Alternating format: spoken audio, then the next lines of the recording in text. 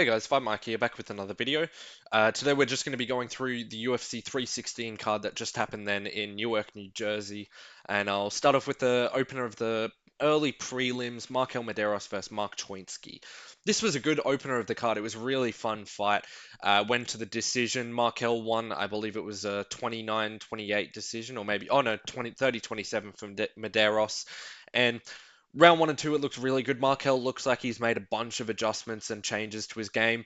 His switch stance didn't used to look as good as does now. He looks really sharp in both stances and punching through his combinations much better. I knew he always had a good leg kick, but this time it looked much better, and he was just catching Choinski with it the whole fight. His as I said, he was stepping through his combinations much better, and he was also defending within those combinations a lot better. Sometimes you would see in his earlier fights, he would have both hands down mid combination, whereas he was not doing that much in this one.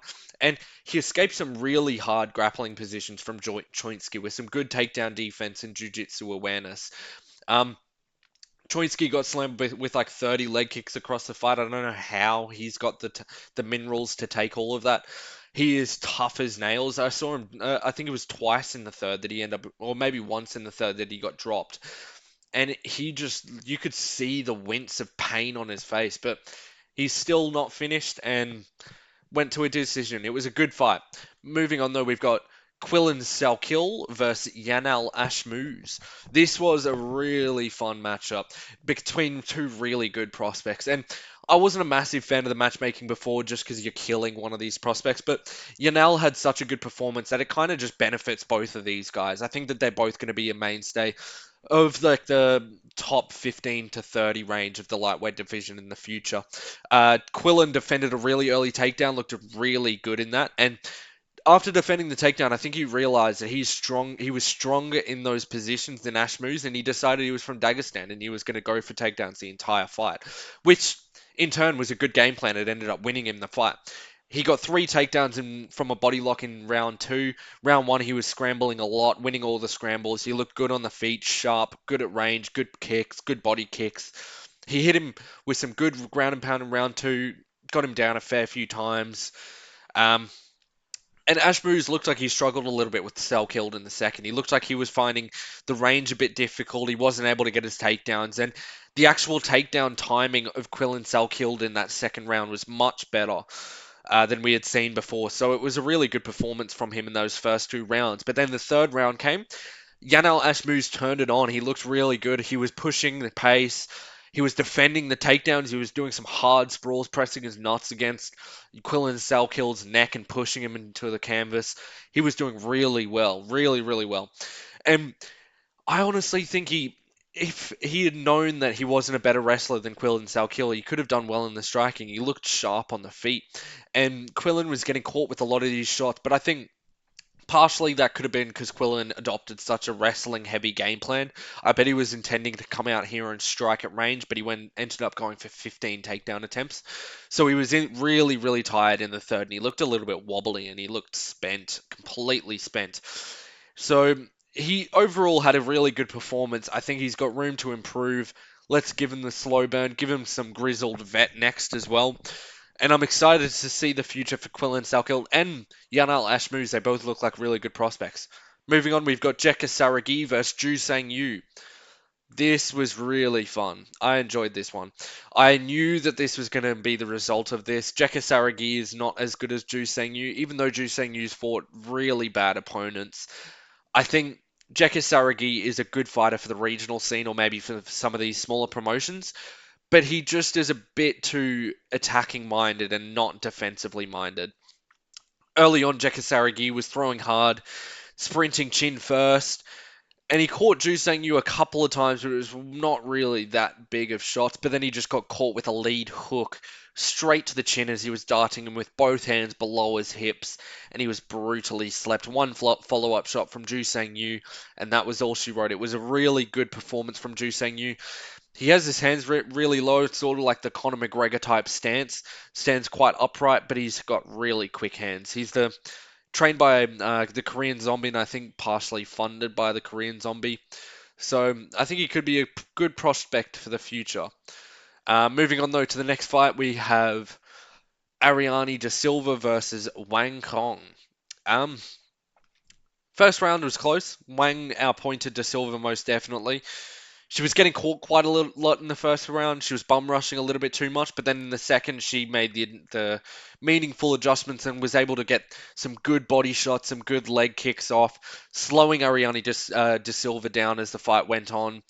They kept calling her wonton. I don't know if DC was a little bit hungry during that fight. I don't know about that, but yeah, after De Silva's leg got destroyed, she wasn't able to land as easily on Wang Kong, and she was much less explosive, not able to reach Wang Kong with many of her shots.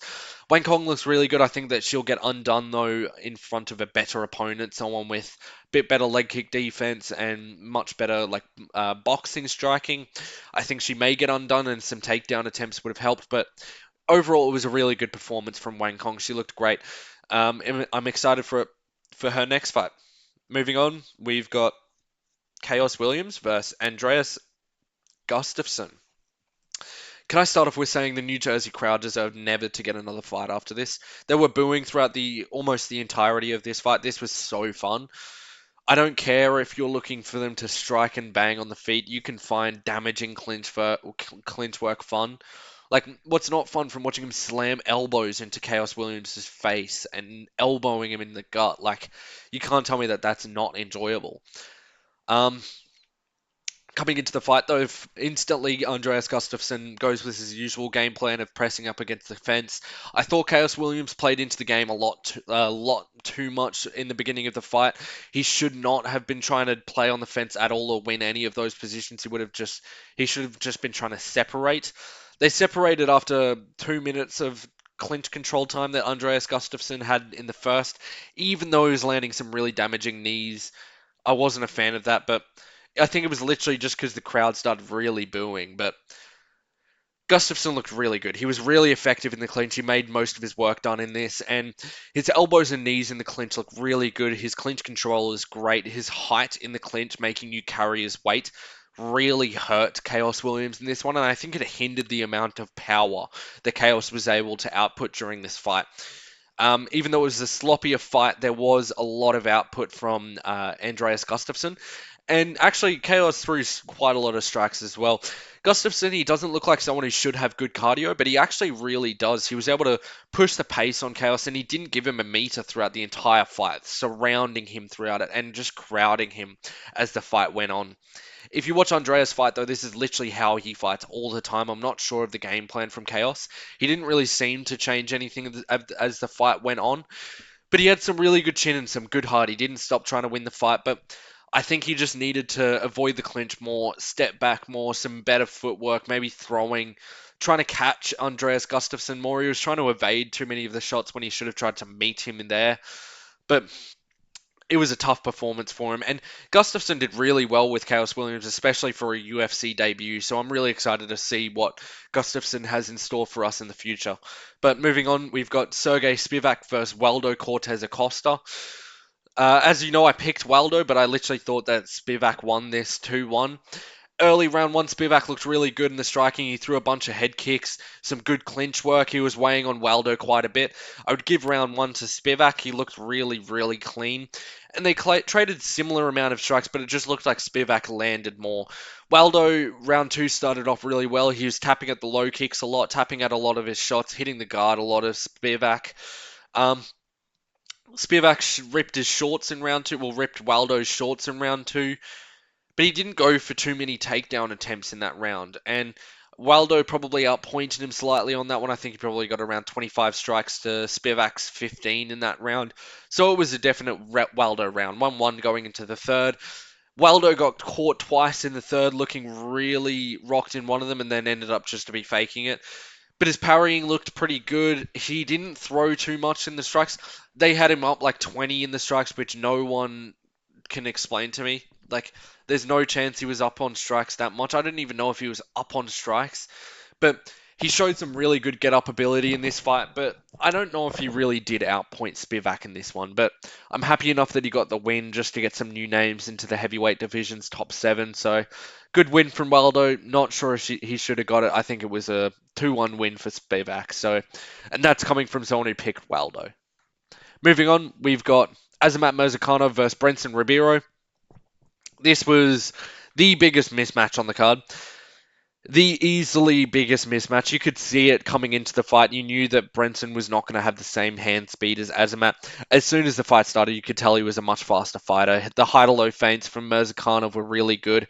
Ribeiro's trying to trick him with the high kick and some body kicks, making him think a little bit too much, trying to make him hesitant. But Murzakanov was stalking him. He was super light on the feet.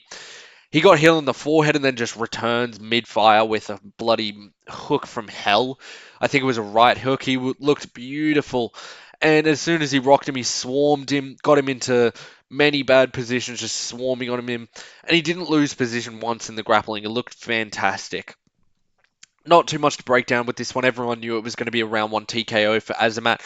Let's give him what he wants, a main event. I want to see him versus, if it's going to be in the Apex, put him against Volkan Ozdemir or put him against anyone in the top 10. I don't care. I want him to fight someone good. He's fought a lot of 10 to 15 or unranked fighters now. Get him someone ranked. Moving on, we've got Bruno Silva versus Joshua Van. This was a really good fight. Joshua Van, he looked even better than usual. I've always thought his striking was really good, but it looked much more improved in this fight. He looked quicker, his boxing looked better, his output was really good. His power was much improved. He's never been a power puncher, but this time you could just see a lot of his strikes hurting Bruno Silva. It was not a cardio based, but a damage based decision, not like a one shot like knockout. Um, his takedown defense looks really good. Bruno Silva wasn't able to get going in this fight. He wasn't able to find his strikes or his takedowns too much. Joshua Van's takedown defense and boxing defense just looked elite in this fight. Joshua was hurting him throughout every round. He was dropping him each round. And I felt like Bruno Silva was coming along slightly in the third round, but then halfway through that round, he got he shot a few takedowns. He finally got his takedown, and Joshua Van got straight back up after getting his one final takedown that he knew he needed. And from then, Joshua Van knew it was his fight from there, and he just started teeing off on Bruno Silva, hit him with a three-piece, looked really slick, and crumpled Bruno to his feet. It was really tough showing for Bruno, but he just didn't have the speed or the strength to muscle around a Joshua Van or the height to keep him at range. So big things coming for Joshua Van. I would like to see him in a main event of a Apex card if they're going to still host those. Put him against someone pretty good. I want to see it. Moving on though to the main card, we've got the opener of that. We've got Vicente Luque versus Kevin Holland. As soon as this fight started, Luque looked for a really lazy takedown, and he started getting hammer fisted to the head, and I was like, oh, Luque's going to get finished really badly. I picked Holland. I picked him by KO in the first, which didn't happen. It looked like it could have. Kevin was yapping from the start of this fight. I don't think that did him any help. I think it could have made Luque a little bit more hesitant, but it looked to gas Kevin out a little bit. When it got to the second round, he was really puffing, but he looked the slicker, the faster fighter, and he just looked a bit younger and better than Luque did throughout this fight. And Luque got a terrible hematoma on his head. Not a good look. And he was going for the finish the whole fight, Holland was. And at the start, so the finishing sequence was start of the second round. Luque goes for a body kick. Holland catches the kick, goes for the takedown himself. Then as he's trying to get up, it was much like the Themba Gorimbo. Once Themba Gorimbo got up, it was a very similar position where he got up onto his hands and knees, was looking to stand up from there, and then Holland just latched up a dart from hell. And Luque just tapped after it. And honestly, I would like to see Luque retire before he takes too much damage, but I don't know if he will. Holland, that was a pretty good win. Let me see him fight Renat Fakhretdinov next. Moving on, we've got Mario Bautista versus Patchy Mix. This was a terrible pick on my end. I knew when this fight started, it got to like 2 minutes of the first round. I was like, oh, what have I done? I was so wrong. I thought that Patchy was going to shoot or at least go for the clinch a lot more. I didn't think that he was going to try stand with Bautista. I don't rate either of their stand-ups. After this fight, I rate Mario's stand-up. He looks really quick now. He's got more output than he used to. He hits those body shots a lot, and I really like that. That body shot to the body, the straight to the body was looking really good, and it was setting up his straight to the face. And Patchy had no head movement throughout this fight. He literally didn't take his head off the center line when throwing once or when receiving a punch. And his only defense of these right hands coming over the top was a hook intercept, which only hit a couple of times. He looked stuck in the mud on the feet. He didn't look as good as Mario did. Mario's a very hard fighter to fight against when you're staying on the feet with him because he moves a lot. And Patchy's not a mover. He doesn't track you down. He doesn't cut off the cage. So it was just a difficult fight for him.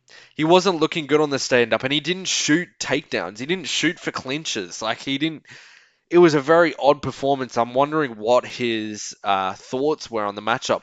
He was really looking for that knee early on as he saw that Bautista was going for that body shot a lot, but Bautista was too quick for him. Patchy wasn't intercepting him with that knee. It looked like it almost had to be a lucky timing for him to get that.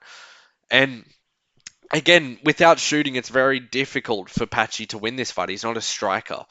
In round three, he started pushing the pace a little bit more. He looked much better in round three. And Mario looked like he was gassing a little bit. He was super active in the fight. 173 shots out of 302 over 3 rounds is insane. He was so active, and they're all significant strikes. So like, it was a very good performance from Mario, and it's no doubt that he got tired in the back of that because he was throwing every second.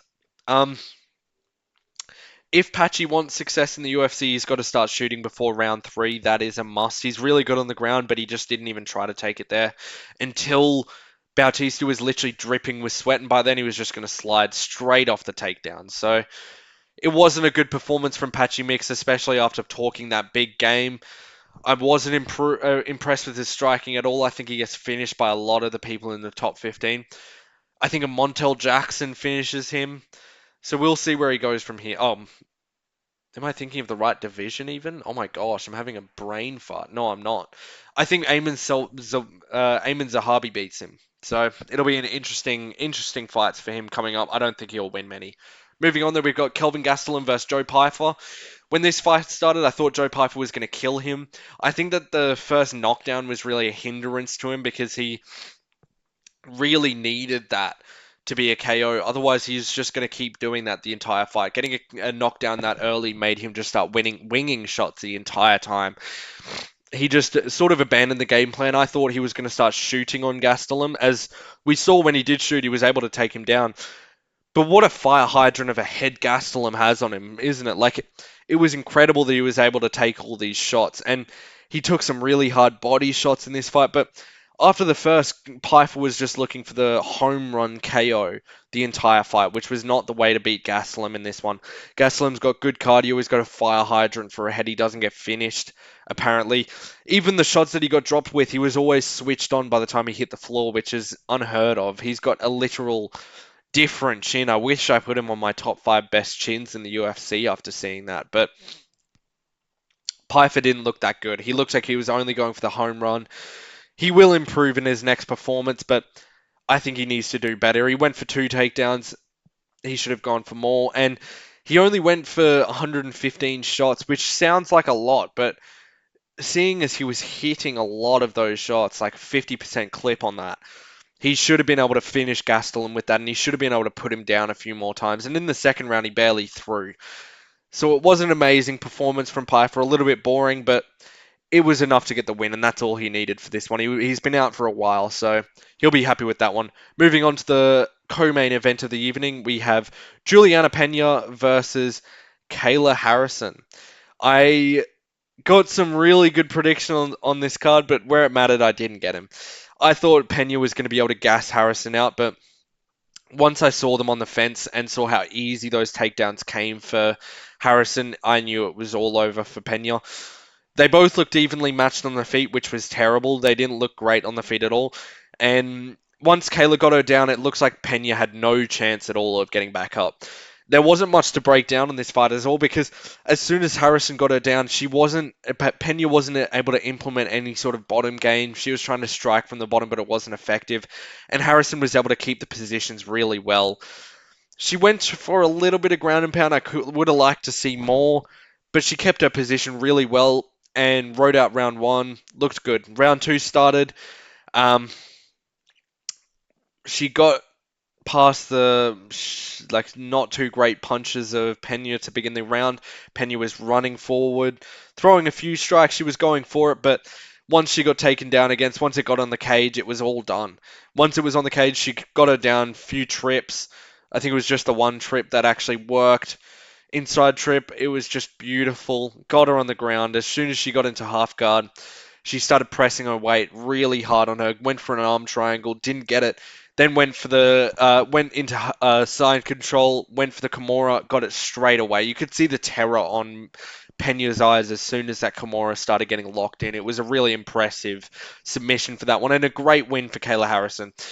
Proving my prediction wrong, it was a stupid prediction from me. I won't be basing a prediction off that ever again. I got to go with the more jacked one in this. But moving on to the main event, though, another really bad prediction from me. I thought Sean O'Malley was going to come in and do something different. And to be fair, I will say, you may not agree with me. He did survive the first fight, but I think he looked better in this fight. He gave it a lot more, but Merab looked way better than he did ever in this fight. His striking looked really good. His defense was really underrated in this fight. Amazing performance. I truly believe that this was the best O'Malley we've seen in the octagon, and I think that Merab was just the best Merab we've seen in that octagon. And starting off in the fight, the body shots looked really good for Sean. He was landing a lot more. I was a little bit scared for Merab. The 1-2 was landing for Merab, and he was getting timed a bit better. Sugar was actually trying to finish him with every shot in this fight. He was being a lot more active. Body shots galore. He was hitting him all the time. But then it got to 1 minute 35 left in the round, and Merab got that takedown. He was pushing really hard for it from then to the end of the round.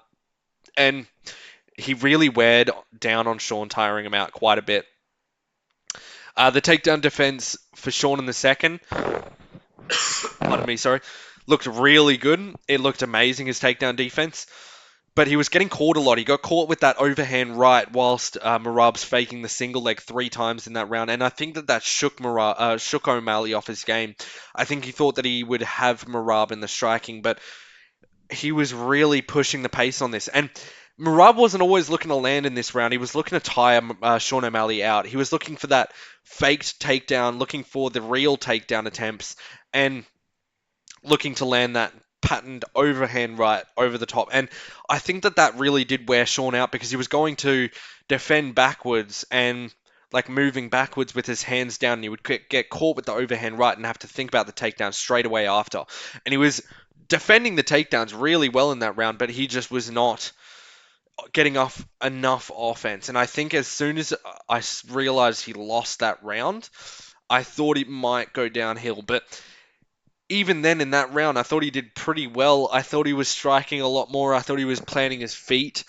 But him running away for that much of the round, it was taking away from his gas tank and all of those takedown defenses.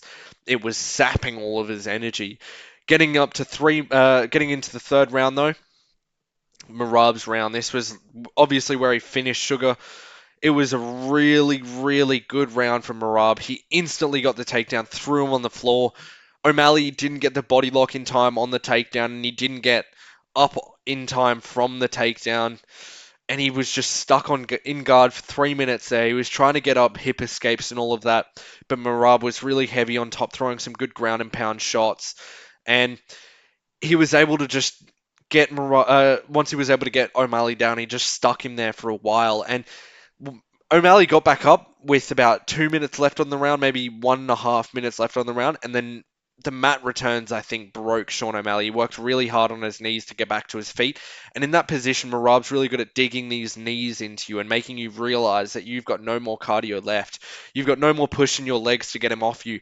And you could see O'Malley almost like he got mat return that one last time, got 10 knees to the thigh, and he just sort of flopped onto his back, and I could see in his face like he was really red, looked really tired, and I think he was visibly broken after that.